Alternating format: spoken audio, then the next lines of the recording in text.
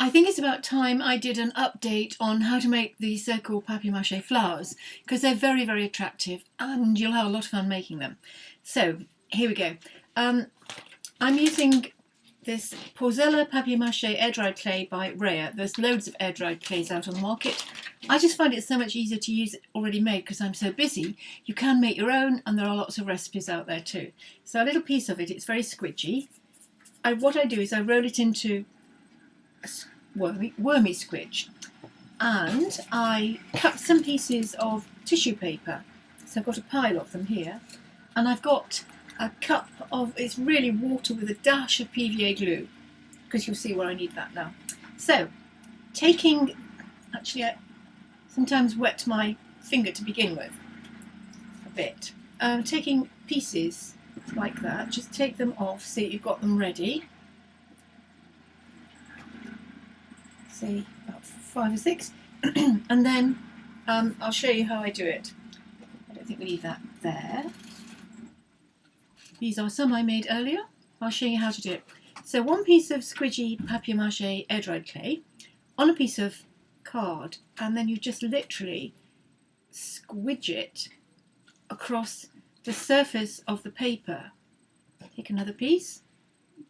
The idea is to be rough, not controlled, but to go round in a circle, because you're making a disc. And smaller ones can be made into smaller pieces of jewellery, components for necklaces or rings or whatever, but I'm going to make this one a little bit wider. At the moment it's like that. So that's the right way to put it into, I'm not quite sure how to do this, so you can see. So I'm just squidging it. So we'll do a bit more on that.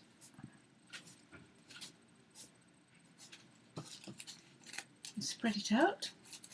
And then, because the papier-mâché paste is slightly moist, it's going to mean that I can tear off. The tissue paper will just naturally break away from the edge of your decal-y thing. So, like that. Then, if you want to leave them flat, that's one way of doing it. They make nice brooches, but I sometimes like to make them conical, to make them into more of a statement piece, really.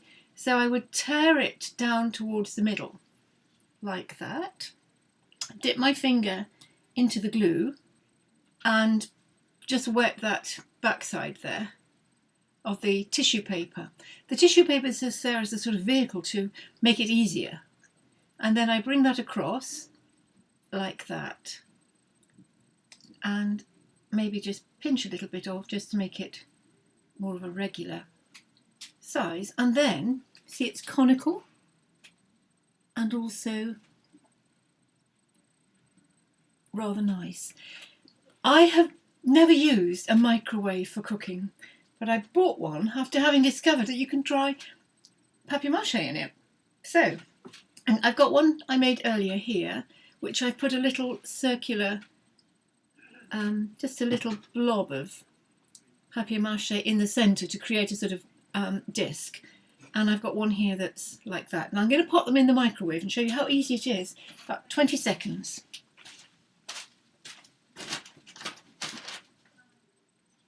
So, off we go. It's amazing. I think the most important thing is to take the paper off, because I know there's certain things you shouldn't put in a microwave. Metal, obviously. Eggs, I suppose. I don't know really. And metal, paper. Paper is one of them. So we're just going to do it for a few seconds. That should be enough now. Ping. Whoa, now comes the steam. And out come 3 hot papier-mâché discs. Sometimes it starts, really doesn't help, does it, having that light there? But sometimes they start to bubble up. They just, at this stage, you can literally just press them back down. And that's quite hard. It's not entirely dry, but then I would just leave them to air dry And actually sometimes the bubbles that form are rather lovely, although they have got air behind them, so I'll squidge them.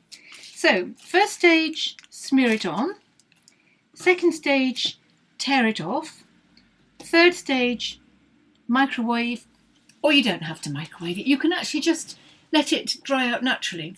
And then what I do is I take a pyrography tool, but this is just a soldering iron, but it's a nice thin one, and I'll show you, it just makes little marks. So I can show you on, I'll show you on this one.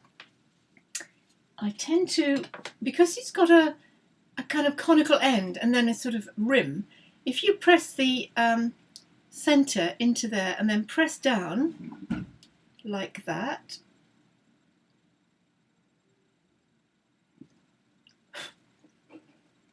you start to create what do look like sort of stamens that you might find on a lily. So I tend to put sort of 5, say. Every now and again you get a build-up of carbon on the end. I've got a glass table here, so I just take that off.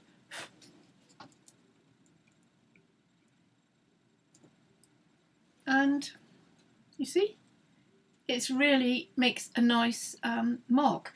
I'll just pop that back into there for now.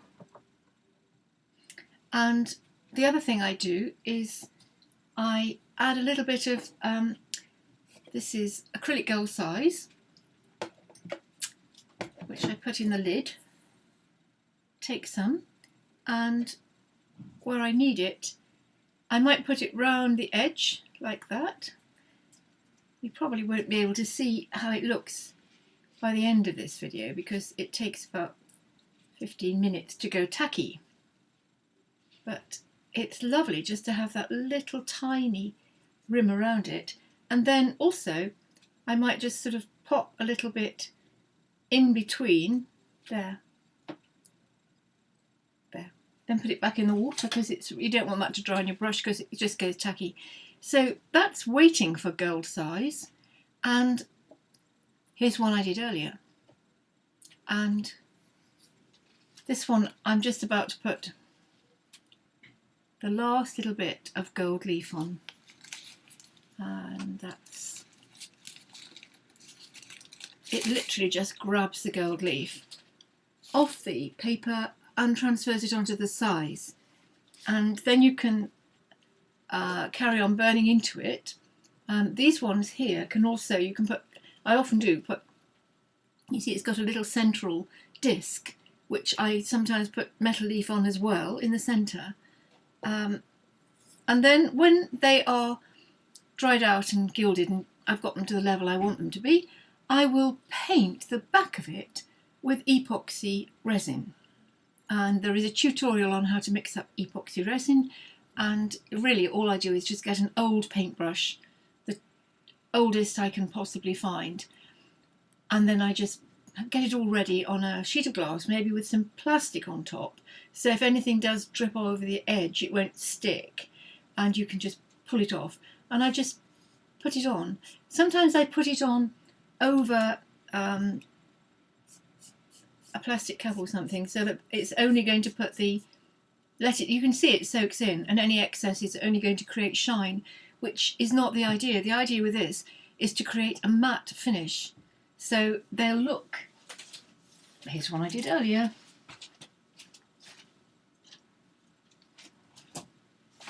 They will look like that. Yeah, they do actually remind me of inside out limpet shells, but they're really beautiful, and they give you all sorts of ideas for components for jewellery, or you can make them much larger and make them into beautiful bowls. So hope you can catch up. Gosh, 9 minutes already. See you on the next video. Bye.